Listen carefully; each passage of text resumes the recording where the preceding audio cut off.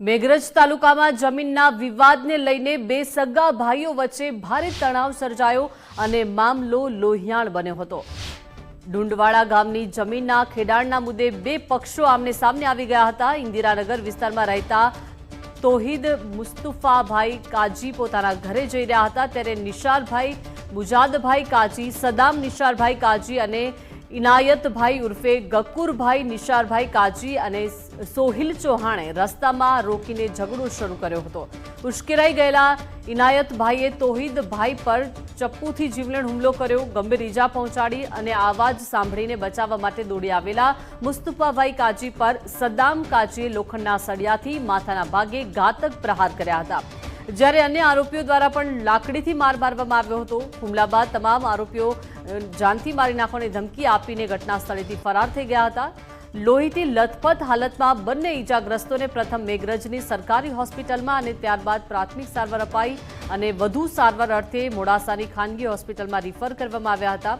આ મામલે ઇરફાનભાઈ ઉસ્માનભાઈ કાજીની સચોટ ફરિયાદના આધારે મેઘરજ પોલીસે 4 આરોપીઓ વિરુદ્ધ હત્યાના પ્રયાસ તેમજ આઈપીસીની અન્ય કલમો હેઠળ ગુનો નોંધી કાયદેસરની સઘન કાર્યવાહી હાથ ધરી છે।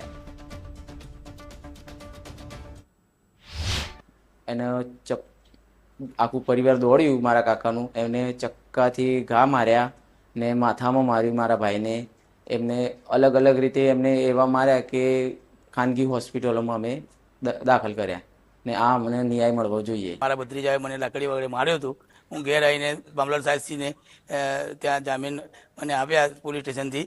પછી હું ઘેર આવ્યો, ઘેર આવીને મારી દુકાન ખોલી। દુકાન પર બાપ બેટો આવીને મને કે કેમ ફરિયાદ કરી, જમીન અમારા બાપની છે અને એમ કરીને મને લાકડીઓ મારા છોકરાને પાઇપ મારતા અમે ઇજાગ્રસ્ત થતા। અમે તાત્કાલિક સારવાર માટે સિવિલ મેઘરજમાં ગયા હતા અને ત્યાં દવા લીધી। હું મારા છોકરા સાથે રહી રાતના સવારમાં આવતા મને સાહેબ કીધું કે તમે અમે અમારી મરજી પોલીસ સ્ટેશન આવીને અમે હાજર થઈ ગયા અને સાહેબે અમને અંદર રાખ્યા।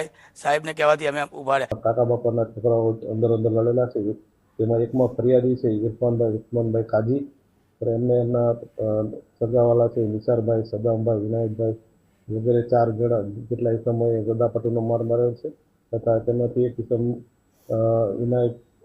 ઇનાયત કરીને છે એમને ચપ્પુ વીંધતા અને થોડું ઈજા થયેલી, તે અનુસંધાને પણ ગુનો રજીસ્ટર કરવામાં આવેલો છે। બીજા કેસમાં સમા પક્ષે સદામભાઈ નિશારભાઈ કાજીની પણ ફરિયાદ લેવામાં આવેલ છે, તેમાં પણ 3 આરોપીઓ છે અને એમાં પણ મારામારીના ગુનો દાખલ કરવામાં આવેલો છે। બંને ગુનાની તપાસ હાલ ચાલુમાં છે। એમાં ઇરફાનભાઈની જે ફરિયાદના આરોપીઓ હતા એ તમામની અટકાયત કરવામાં આવેલી છે।